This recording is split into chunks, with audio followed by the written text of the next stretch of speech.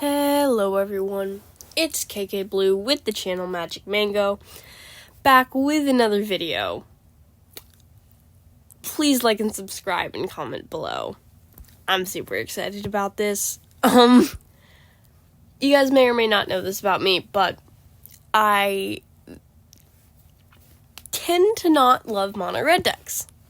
But I love control, and I do love a good mono red control. This is, like, one of my new favorite decks. It's a ramp deck as much as it's a control deck. I'm not gonna put it in either box. Could be either. It is a weird list, but it has worked really well for me. 100% win rate. Let's start. We have a ton of removal. We got Flame Blessed Bolt. That can Tenacious Underdog is so annoying to go up against. It just gets it out of the way. Same with Acolyte Phoenix. Don't worry about it. Flame Blessed Bolt. Rakdos Midrange hates that card because it gets all their threats except for the Kalitas, which is new and annoying. But, we got Chandra and stuff, so yeah. That's also why we're playing Anger of the Gods. We do have a Sweltering Sun in there too. I know I mixed it up, but I've done this a lot. And the reason I do this is because you can cycle a Sweltering Sun in some time, but you also like the exile effect. It just depends on the deck. Sometimes I do 2 Anger and 0 Sweltering. Sometimes the other way around. But for this, you tend to have the mana to be able to cycle. So I just have the Sweltering Suns too.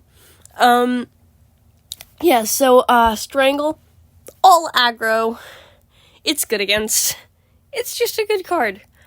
Now, Fire Prophecy, removal, but you can also, if you're against control, or against, like, something you don't need cheap removal spells, you can pitch one to the bottom, and then get another card.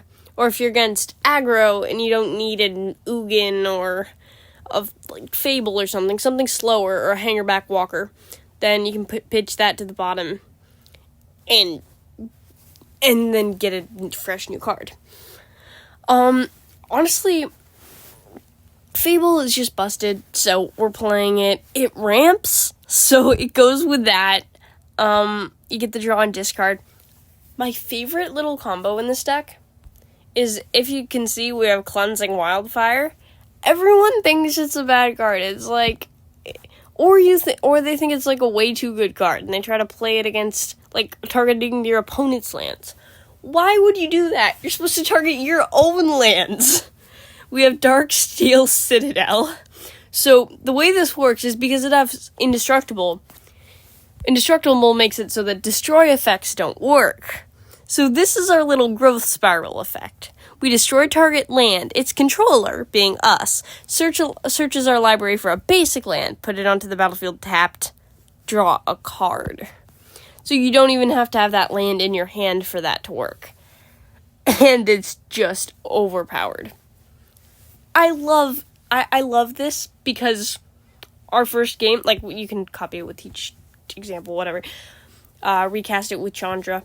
Our first game, we're against a Simic ramp deck, and we out-ramp them, and are to the point where we can ultimate our Ugin before they can get any big threat of theirs out. And that just shows you how busted mono red ramp is compared to Simic ramp. And it just makes me happy and sad at the same time. And I think it's hilarious.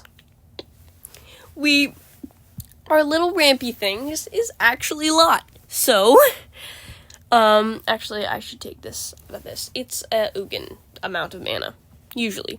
Okay, so I'll sort of separate it into removal, ramp, and ramp 2. And just random cards we have in there. So, Fable is like is ramp, and it is, I think we got that covered.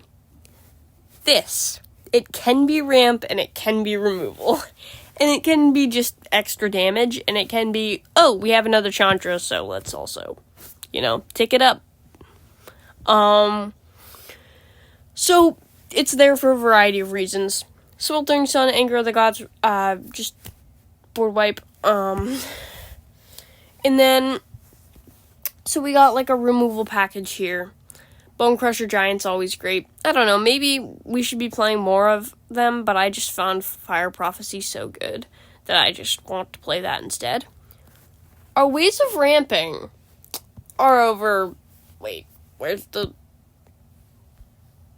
Here, we have a ways of ramping column. So, Teach by Example is super good here, because it can copy a big score, and it can copy a Cleansing Wildfire. A thing about Mono Red Ramp is that you don't have counter spells, but you have things to get you... Oh, this is just an other card. I'll put it here. You have a lot of things that do stuff. They, like... Okay, that's obvious. But you have removal, but sometimes you don't need it. So you can put your entire hand of removal to the bottom and just draw a new one, which is a great way to reset. Or if you have big stuff that you can't cast, and like slower things like big score and stuff, put it to the bottom, get a new hand. It's great. And big score lets you do that, but you need to get to it. Teach by Example, big score gets you to your Ugin, to your Bloodthirsty Adversaries for a ton of flashbacks. And yes, you can flashback this, and that can be really nice. And you can also get rid of your lands and just draw a hand of other stuff. That's why it's there. It doubles as a land, part of the mana base. Hangarback Walker is... I just love this card. And you can... And it's... You get a thing, whatever. But then when it dies, you get 1/1s. So, it's just like, they don't want to kill it. And the thing is, it's so good, because it's so much value.